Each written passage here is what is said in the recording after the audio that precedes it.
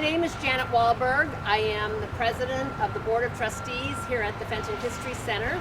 I'd like to welcome you in this lovely weather we're having to our unveiling of our historical signs for our archaeological dig. I'm not going to have much to say myself, but first I'd like to introduce you to Lisa Vanstrom. She is Senator George Borrello's representative, and she has a few words to say. Good afternoon, Jan and everyone. Welcome. It's good to see so many faces that are invested in this fantastic history center.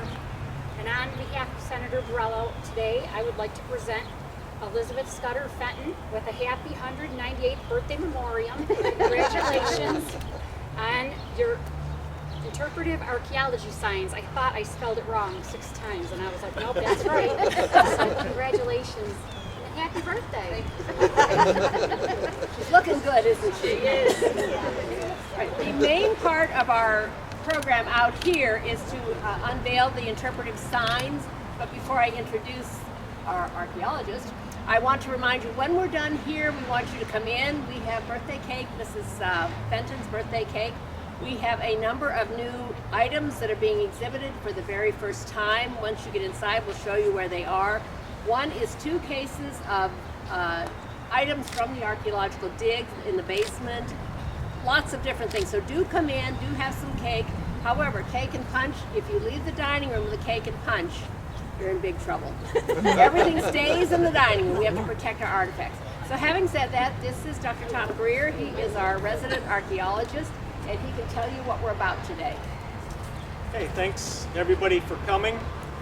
This has been a long time in the planning stages. We've been working on the archaeology project for 10 years now, and we're to the point now where we think we can safely make some signs that'll be permanent, that we don't foresee a lot of changes in, but if we're surprised like we have been many times, we'll just change the signs. I'd like to point out these are not your typical interpretive signs that you see at a lot of historical places. I'll admit that my original draft was a little dry and technical, and Noah's thoughts were to make it more about the evolution of the project and really somewhat of a tribute to all the people that have participated in the project. So after, I believe, 12 iterations of the sign or so, these are the ones we came up with. There's one here, one there, and then one down the hill that you might want to save for a drier day to go down and take a look at. A lot of thanks to a lot of people for the project as a whole.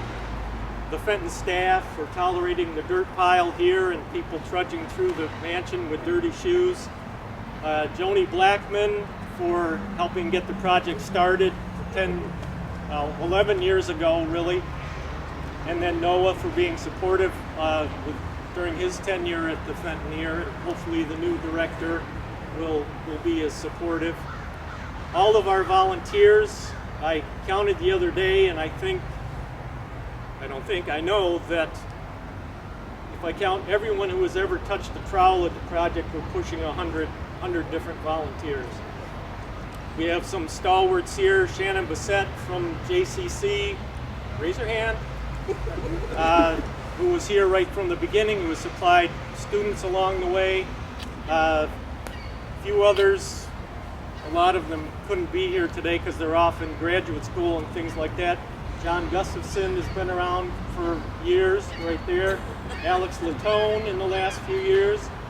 Chris Lawn, right here, who was involved early on and traveled from Buffalo to be involved, and actually traveled from Buffalo to get some cake today. So, did I leave anybody out? Diggers-wise, I think we got them all. Oh no, I left one out, my wife, Sally, who has been very tolerant through this whole project and is always there to help when nobody else is available, so that's very important. As far as the signs themselves, they were designed by myself, Noah, and Victoria Parker. I was hoping Victoria would be here today. She's not feeling well, because she did most of the work on this. She did all the graphics, all the layout. She recorded the videos and edited the videos that you'll be able to access on your phone via the QR codes that are on the signs. I'm not sure they're active yet, but they will be in the near future.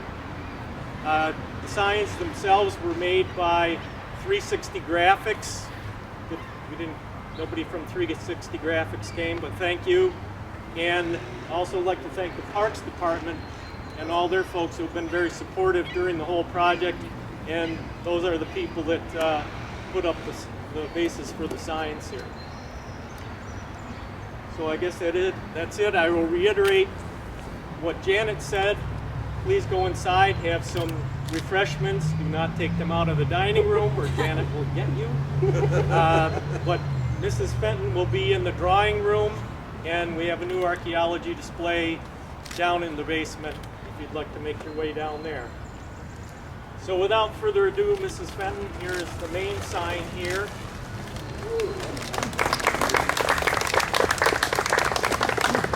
So at some point, if you'd like to make your way around, another sign over there by where the carriage house was, and another one down by where the servant's house was down below here, and hopefully they're fairly self-explanatory. Yes, ma'am. I have two more introductions that I neglected to make. We have our county executive here, PJ Wendell. I've never met him before, but well done. and more importantly, in many ways, we have a council member here, Bill Reynolds, who happens to be the third great-great-great-grandson of Governor Fenton and my great-great-great-grandma. Happy birthday. Grandma's looking good. Yeah. This is a pretty monumental time for this park, one of the better city parks. I'm a little biased, of course. Tom and your crew's done a wonderful job resurrecting some of the artifacts. It's great to have this many folks turn out for such a special event, but on behalf of the family, you all need a clap because you're doing a great job. Keeping the place going. Be sure to come into my house after. Okay, shall we? Thank you, Jay. Thank you, Tom.